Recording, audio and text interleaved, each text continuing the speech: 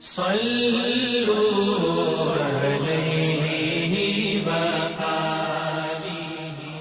بخاری حدیث نمبر 331۔ حضرت عائشہ رضی اللہ تعالی عنہا فرماتی ہیں کہ نبی کریم صلی اللہ علیہ وسلم نے فرمایا کہ جب حیض کا زمانہ آئے تو نماز چھوڑ دے، اور جب یہ زمانہ گزر جائے تو خون کو دھو اور نماز پڑھ۔ صحیح بخاری حدیث نمبر 332۔ سمرہ بنت جندب سے روایت ہے کہ ایک عورت ام کعب زچگی میں مر گئی تو حضور صلی اللہ علیہ وسلم نے ان کی نماز جنازہ پڑھی۔ اس وقت آپ ان کے جسم کے وسط میں کھڑے ہوئے۔ صحیح بخاری حدیث نمبر 333۔ عبداللہ بن شداد نے کہا کہ میں نے اپنی خالہ میمونہ رضی اللہ تعالی عنہا سے، جو نبی کریم صلی اللہ علیہ وسلم کی زوجہ مطہرہ تھیں، سنا کہ میں حائضہ ہوتی تو نماز نہیں پڑھتی تھی، اور یہ کہ آپ رسول اللہ صلی اللہ علیہ وسلم کے گھر میں نماز پڑھنے کی جگہ کے قریب لیٹی ہوتی تھیں، اور یہ کہ آپ رسول اللہ صلی اللہ علیہ وسلم کے گھر میں نماز پڑھنے کی جگہ کے قریب لیٹی ہوتی تھیں۔ آپ نماز اپنی چٹائی پر پڑھتے، جب آپ سجدہ کرتے تو آپ کے کپڑے کا کوئی حصہ مجھ سے لگ جاتا تھا۔ صحیح بخاری حدیث نمبر 334۔ حضرت عائشہ رضی اللہ تعالی عنہا نے بتلایا کہ ہم رسول اللہ صلی اللہ علیہ وسلم کے ساتھ بعض سفر غزوہ بنو المصطلق میں تھے۔ جب ہم مقام بیدا یا ذات الجیش پر پہنچے تو میرا ایک ہار کھو گیا۔ رسول اللہ صلی اللہ علیہ وسلم اس کی تلاش میں وہیں ٹھہر گئے، اور لوگ بھی آپ کے ساتھ ٹھہر گئے، لیکن وہاں پانی کہیں قریب میں نہ تھا۔ لوگ حضرت ابو بکر صدیق رضی اللہ تعالیٰ عنہ کے پاس آئے اور کہا، حضرت عائشہ رضی اللہ تعالیٰ عنہ نے کیا کام کیا کہ رسول اللہ صلی اللہ علیہ وسلم اور تمام لوگوں کو ٹھہرا دیا ہے، اور پانی بھی کہیں قریب میں نہیں ہے، اور نہ لوگوں ہی کے ساتھ ہے۔ پھر ابو بکر صدیق رضی اللہ تعالیٰ عنہ تشریف لائے۔ رسول اللہ صلی اللہ علیہ وسلم اپنا سر مبارک میری ران پر رکھے ہوئے سو رہے تھے۔ فرمانے لگے کہ تم نے رسول اللہ صلی اللہ علیہ وسلم اور تمام لوگوں کو روک لیا، حالانکہ قریب میں کہیں پانی بھی نہیں ہے اور نہ لوگوں کے پاس ہے۔ حضرت عائشہ رضی اللہ تعالی عنہ کہتی ہیں کہ والد ماجد رضی اللہ تعالی عنہ مجھ پر خفا ہوئے، اور اللہ نے جو چاہا انہوں نے مجھے کہا، اور اپنے ہاتھ سے میری کوکھ میں کچوکے لگائے۔ رسول اللہ صلی اللہ علیہ وسلم کا سر مبارک میری ران پر تھا، اس وجہ سے میں حرکت بھی نہیں کر سکتی تھی۔ رسول اللہ صلی اللہ علیہ وسلم جب صبح کے وقت اٹھے تو پانی کا پتہ تک نہ تھا، پس اللہ تعالیٰ نے تیمم کی آیت اتاری اور لوگوں نے تیمم کیا۔ اس پر اسید بن حذیر رضی اللہ تعالی عنہ نے کہا کہ اے آل ابی بکر، یہ تمہاری کوئی پہلی برکت نہیں ہے۔ عائشہ رضی اللہ تعالی عنہ نے فرمایا، پھر ہم نے اس اونٹ کو ہٹایا جس پر میں سوار تھی تو ہار اسی کے نیچے مل گیا۔ صحیح بخاری حدیث نمبر 335۔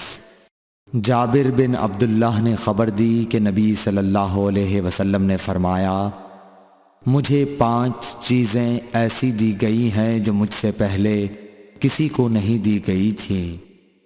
1 مہینے کی مسافت سے رعب کے ذریعے میری مدد کی گئی ہے، اور تمام زمین میرے لیے سجدہ گاہ اور پاکی کے لائق بنائی گئی۔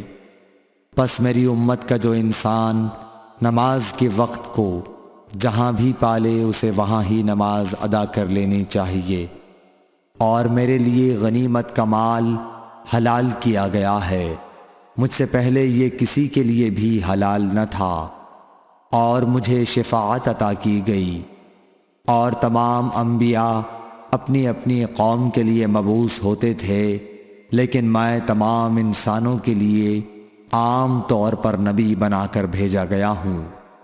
صحیح بخاری حدیث نمبر 336۔ حشام بن عروہ نے اپنے والد سے روایت کیا، وہ حضرت عائشہ رضی اللہ تعالی عنہا سے، کہ انہوں نے حضرت اسما سے ہار مانگ کر پہن لیا تھا، وہ گم ہو گیا۔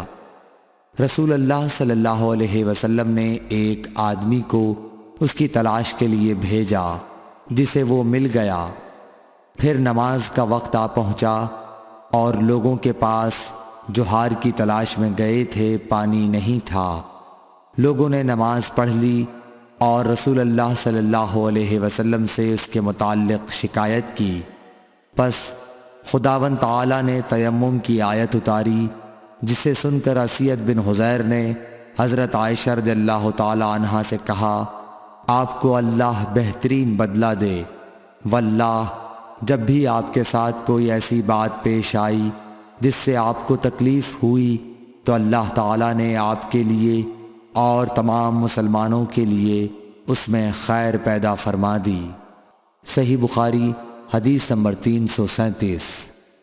ابن عباس رضی اللہ تعالیٰ عنہ کے غلام عمیر بن عبداللہ نے کہا کہ میں اور عبداللہ بن یسار، جو کہ حضرت میمونہ رضی اللہ تعالیٰ عنہا زوجہ نبی کریم صلی اللہ علیہ وسلم کے غلام تھے، ابو جہیم بن حارث بن سما انصاری صحابی کے پاس آئے۔ انہوں نے بیان کیا کہ نبی کریم صلی اللہ علیہ وسلم بار جمل کی طرف سے تشریف لا رہے تھے۔ راستے میں ایک شخص نے آپ کو سلام کیا، یعنی خود اسی ابو جہیم نے، لیکن آپ نے جواب نہیں دیا۔ پھر آپ دیوار کے قریب آئے اور اپنے چہرے اور ہاتھوں کا مسح کیا، پھر ان کے سلام کا جواب دیا۔ صحیح بخاری حدیث نمبر 338۔ ایک شخص عمر بن خطاب کے پاس آیا اور عرض کی کہ مجھے غسل کی حاجت ہو گئی اور پانی نہیں ملا، تو میں اب کیا کروں؟ اس پر عمار بن یاسر رضی اللہ تعالیٰ عنہ نے حضرت عمر بن خطاب رضی اللہ تعالیٰ عنہ سے کہا، کیا آپ کو یاد نہیں جب میں اور آپ سفر میں تھے، ہم دونوں جنبی ہو گئے، آپ نے تو نماز نہیں پڑھی، لیکن میں نے زمین پر لوٹ پوٹ لیا اور نماز پڑھ لی۔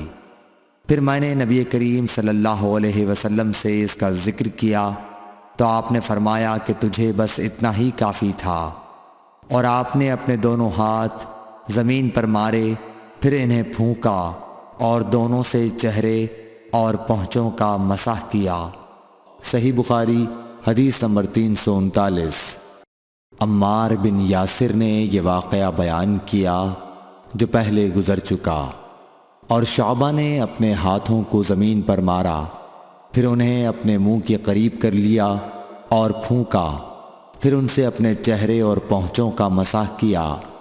اور نضر بن شمیل نے بیان کیا کہ مجھے شعبہ نے خبر دی حکم سے کہ میں نے زر بن عبداللہ سے سنا، وہ سعید بن عبد الرحمن بن ابزہ کے حوالے سے حدیث روایت کرتے تھے۔ حکم نے کہا کہ میں نے یہ حدیث ابن عبد الرحمن بن ابزہ سے سنی، وہ اپنے والد کے حوالے سے بیان کرتے تھے کہ عمار نے کہا جو پہلے مذکور ہوا۔ صحیح بخاری حدیث نمبر 340۔ ابن عبد الرحمن بن ابزہ سے روایت ہے، وہ اپنے والد سے، کہ وہ حضرت عمر رضی اللہ تعالیٰ عنہ کی خدمت میں حاضر تھے، اور حضرت عمار رضی اللہ تعالیٰ عنہ نے ان سے کہا کہ ہم ایک لشکر میں گئے ہوئے تھے، پس ہم دونوں جنبی ہو گئے، اور اس میں ہے کہ بجائے نفخہ فیہما کے انہوں نے تفل فیہما کہا۔ Thanks for watching. Don't forget to like, comment, share and subscribe to